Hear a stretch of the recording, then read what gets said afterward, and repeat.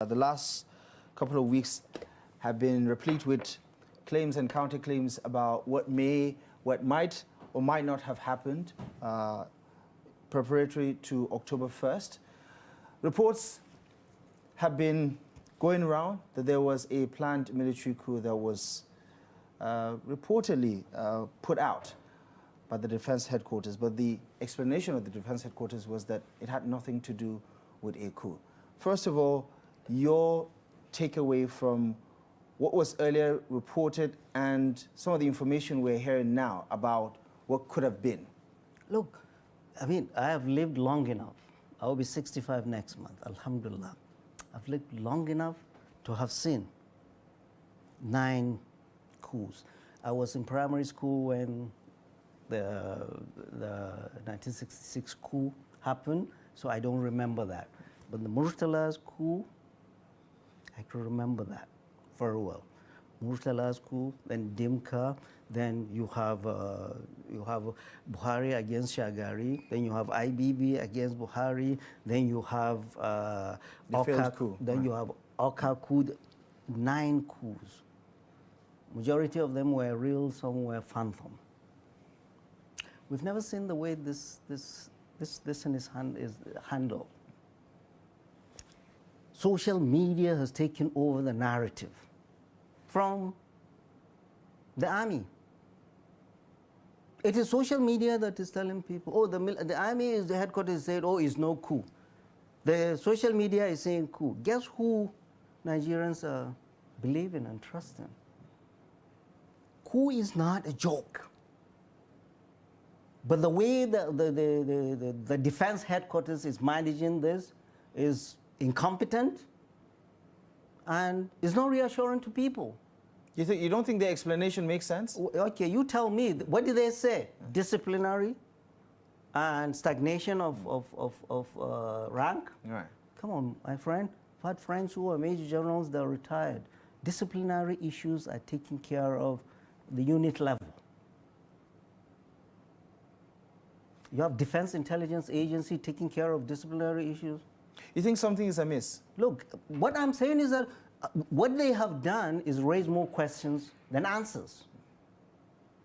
What they told us is not adding up. They are telling us disciplinary issues. Well, does the DIA take care of disciplinary issues, for goodness sake? Stagnation of promotion. Does the DIA take care of stagnation of rank? And they are telling us, is this mischief or what? And this is, the military is not talking.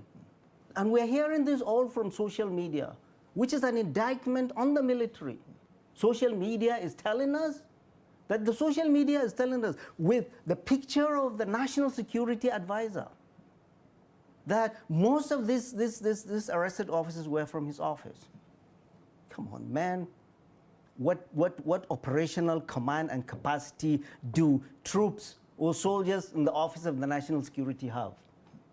Do they even have guns there?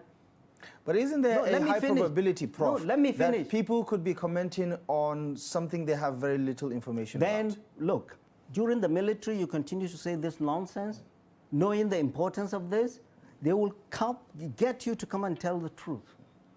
You don't keep telling about this nonsense when this is a serious issue. Officers have been arrested. They have families. The country is on tenterhook. There's going to be a coup. That's what they are saying. The military is saying discipline, or is saying this, and then they are putting the picture of the National Security Advisor. National Security Advisor, how many soldiers do they have? And what are they going to do? What capacities do they have? Is somebody just playing mischief with the National Security Advisor, power play, and saying it's from your office this happened? Come on, this is not a joke. The military is not handling this properly, and we are seeing lists. I don't know if you saw it on social media. List of soldiers, of officers, you don't seem too worried about the possibility of misinformation, because a good percentage of the information on social media is from the misinformation loop. Okay, look, then what is the military telling us? What is the military telling us? Oh, they said, oh, it is disciplinary issue. Oh, it is this. Oh, it is this. Oh, and then they keep quiet. We've seen how coups were managed. I mean, given that all past military coups against civilian administrations were somewhat successful, wouldn't you say that what we're being told right now, that on face value, Nigerians should take it, what the defense headquarters is saying, what the federal government is saying, to double down on this? No, federal government is saying nothing. The military is telling us that, oh, don't worry, Nigerians, just go ahead. These officers are for disciplinary issues. So we should go to bed. But in the past, the leadership of the military have also re-echoed and restated their support for Nigeria's democracy. Yeah, that is the politics. That is what you should be miming. What I'm saying is that, does that reassure Nigerians? I'm saying this is not mature, this is immature, this is not reassuring to Nigerians, and neither is it doing well to the families of these officers. They have families. They are there sitting. If it is disciplinary or something, they are painting them with coup. They are saying, a former governor, the son of this, the son of, for goodness sake. If you have a family member, is that the way you want to hear the news? What would it take to convince you, Prof, that there was no coup plan? No, the military should come and talk to us. I mean, they would say they have said enough. They haven't said enough. We are not, and the government. What has the government said? This is a government, they say they are going to do coup against you. The government, come talk to Nigerians. We voted you in. This democracy is our democracy. It's not the militaries. Let me finish. It's not the militaries or Bola Ahmed Tinubu. Come reassure Nigerians. What's happening? What's happening? The way they are managing the information, it is not reassuring. And if it is not cool, they are not doing justice to these officers. If they are allowing their name to be tainted and lists circulated, and people are looking at that list. You say, oh, disciplinary issues and all that. Out of 10, none of them are Northerners. 8 are Muslim. The people start taking this and twisting this because there is no leadership that is taking the narrative. It is social media that's taking the narrative of the story. This is serious. This is not a joke. Our democracy has been hard fought. Many have died. And we've always said that the risk to our democracy is not the military, but the irresponsibility of our leadership that have refused to do for their people what they are supposed to do. Do you worry that this could be inevitable? What? A military coup? No, given what's been happening across the globe. Look, what we are saying, who will defend our democracy? It is us. How do we do that? By making those our leaders to do what is right. The military doesn't jump just from the sky in an abstract. Our democracy, we fought for it 26 years. People have died. Many people have died. So if anybody thinks he can come and do this, or the military is being blasé about this, the military, you need to come and reassure the nation what is happening. What is happening? The government, on whose behalf the military is doing all of this, should come and Mr. President, come and talk to us. So it's not enough. It's not enough that the Minister of Information has over and over again. No, it's not enough. He doesn't know anything. He probably reads from social media. This is not a joke. You don't value anything that comes from the government. No. Look, there is no trust. Go to the market. I don't know if you go to the market or you send your driver a big man. Go to the market and see. About the only institution people have trust in is the military. They don't have trust in these politicians or anybody else because they have seen what these politicians have taken them to. The military, they've put their lives for us to sit down and talk and even criticize them. Well, this is happening. The military, come and talk to Nigerians and make your politicians to address the nation. You are not doing well in that, and the government cannot go and hide and be quiet.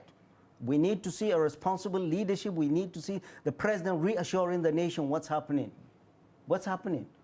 And it's not for you and I to say it's inevitable. All we are saying is that the best government in this world is democracy. And that's what people voted for the last 26 years. And we will defend that. Isn't this one of those cases where it's better to let sleeping dogs lie? That the less maybe Nigerians know about what may or may not be the truth behind some of these speculations, the better. No, what do you mean? What do you mean? You don't need to heighten the tension of No, the country. Is this the first time we've had coups? It's not the first time. Come and talk to us what is happening. This is our country. These officers are our soldiers, including the CDS, they are ours. These officers that are arrested have children, have wives, have fathers, have mothers. This is our country, this is not a foreign country. The leadership of this country needs to address this nation and reassure us what's happening. What's happening? And this should be a wake-up call, whether this is real or phantom, for our leaders to do the right thing. For our leaders to do the right thing. We've just been showing this. Hunger in a land of plenty. Children are not going to school. Insecurity all over the place. The pulse of the nation is foul. Go to the streets and find out. The leadership of this country needs to do better, and the president needs to come and address the nation and reassure us. And the military needs to do better at handling this. Right. We don't want to hear this from social media. Right. The military says there's going to be, I mean, it has its own internal processes of dealing with these issues. There will be a court-martial, and, of course, they would handle it the only way they know how. Do you consider those explanations? I mean, clearly you think they should be saying more. But in terms of what you want to hear that may or may not reassure people that share your concern or frustration, what do you think the government, the president today, if you're calling for him to do a State of the Nation address, what do you expect to hear from the president? Right, the president addressed us on what's the emergency rule in Rivers. It's more important, Mr. President. This is more important, Mr. President.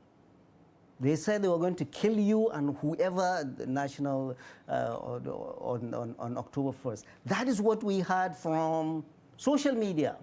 And that's what people hear. Not the military. The military is countering nothing. Like the military is allowing this flame to go. Oh, we've said it is disciplinary. We didn't say it's coup. The military never mentioned the word coup. All this is trickling from social media. Don't we have political leaders? The military are not our leaders. We didn't vote for any general. We voted for our political leaders. Where are they? Where are they hiding? Where are the ministers? But, Prof, don't you think the president and his team know a lot more about the situation? Then they should talk to us. We are what if entitled, there's nothing to tell you? No, then talk to us. We're entitled to know. We are entitled to know. We're not kids. This is not a military government that you hide anything, you say you know everything. No, Mr. President, you don't. You have a constituency, Nigerians are your constituency. They voted you in. We didn't vote for any soldier. We voted you in. And we are saying you should address the nation and you should ask the military to handle this better and reassure this nation. And here you are. We are talking all of this, Abdullahi, in the background of a toxic religious falsehood in this country. And then you're throwing this in. And then you're bringing the list of all Muslims. I went to Kano. The youth are telling me, what are we doing? What are we doing? I was asking, an obedient was asking me, oh, that former governor, I'm sure is Peter Obi. They don't want him on. These speculations continue if we don't have leadership to come and talk to Nigerians. And they will continue. It's very, very important. Don't think you know better than us. You don't. Okay. As you did say, it begs for a lot of answers, but the more you talk about situations like this, you feel there are so many unanswered questions. For want of time, Prof, we're going to have to end the conversation here. Thank you so much for joining us on Daily Politics. Appreciate you for stopping by as always. Thank you very much for having me. Thank you so much for your time. Right. That wraps things up for tonight's edition of the program. Thank you most kindly for your time and company. Daily Politics returns tomorrow, live and exclusive on Trust TV. Until next time, I'm Abdullahi Ahmed. Thank you for watching. We'll see you soon.